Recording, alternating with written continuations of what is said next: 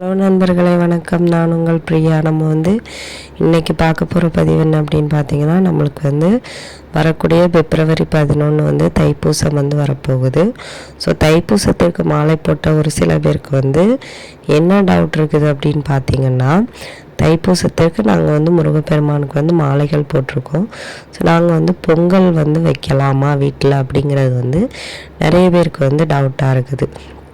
நம்மளோட கமெண்ட் பாக்ஸில் கூட ஒரு நண்பர் கேட்டிருந்தாங்க. ஸோ நம்ம அதுக்கு என்ன பதில் கொடுத்தோங்கிறதையும் நம்ம இந்த பதிவில் பார்க்கலாம். அதுக்கு முன்னாடி நீங்கள் இந்த பதிவை பார்க்கக்கூடிய முருக பக்தர்களாக இருந்தீங்க அப்படின்னா கண்டிப்பாக ஓம் சரவண பவான்னு சொல்லிட்டு நம்மளோட கமெண்ட் பாக்ஸில் போஸ்ட் பண்ணுங்கள். நம்ம சேனலை நீங்கள் இது வரைக்கும் சப்ஸ்கிரைப் பண்ணாமல் பார்த்துட்டு இருந்தீங்க அப்படின்னா மறக்காமல் சப்ஸ்கிரைப் பண்ணிக்கோங்க. இப்போ வாங்க நம்ம பதிவுக்குள்ளே போகலாம். நம்மளுக்கு தைப்பூசம் பிப்ரவரி 11 வருது. ஸோ அவங்க எல்லாருக்குமே தெரிஞ்சிருக்கும். அன்றைக்கி பூச நட்சத்திர திருநாளாக தான் நம்ம தைப்பூசமாக முருகப்பெருமானுக்கு கொண்டாடுறோம். ஸோ அன்னைக்கு நம்மளுக்கு தைப்பூசம் முருகப்பெருமானுக்கு மிகவும் விசேஷமான நாள். ஸோ அந்த மாதிரி மாலை போட்டவங்களுக்கு ஒரு சில பேருக்கு பழைய ஆட்களுக்கு டவுட் இருக்காது. புதுசாக மாலை போடுறவங்களுக்கு தான் இந்த மாதிரி டவுட்ஸ் எல்லாமே வருது. ஸோ மாலை நாங்கள் போட்டிருக்கோம், நாங்கள் பொங்கல் வைக்கலாமா அப்படின்னு.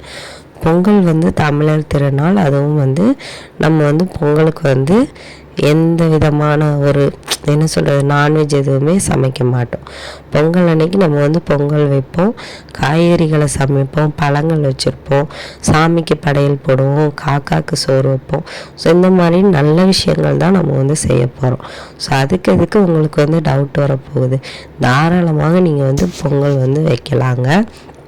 புதிதாக மாலை போட்டிருந்தவங்களாக இருந்தாலும் சரி, மாலை போடாதவர்களாக இருந்தாலும் சரி, விரதம் இருக்கிறவங்களாக இருந்தாலும் சரி, யாருனாலும் பொங்கல் போடலாம்.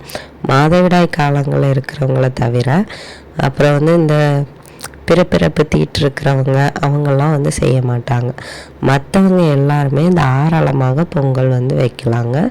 எந்த வித ஒரு கண்டிஷனுமே கிடையாது. ஏன்னா ஒரு சில பேர் பொங்கல் வைக்கிறதுக்கு கூட விரதங்கள்லாம் இருப்பாங்க, கோயில்களுக்கு போவாங்க. அன்றைக்கி ஒரு நல்ல ஒரு புத்துணர்ச்சியான நாள்னே நம்ம சொல்லலாம். கண்டிப்பாக நீங்கள் தைப்பூசத்திற்கு முருகப்பெருமானுக்கு மாலைகள் போட்டிருந்தீங்க அப்படின்னா பொங்கல் வச்சு முருகப்பெருமானுக்கும் அதை ஒரு பிரசாதமாக படைங்க. கண்டிப்பாக அவரோட ஆசையை உங்களுக்கு முழுமையாக அந்த பொங்கல் திருநாள் கிடைக்கும். நீங்கள் எல்லாருமே பொங்கல் திருநாள் கொண்டாட போகிறீங்க அப்படின்னா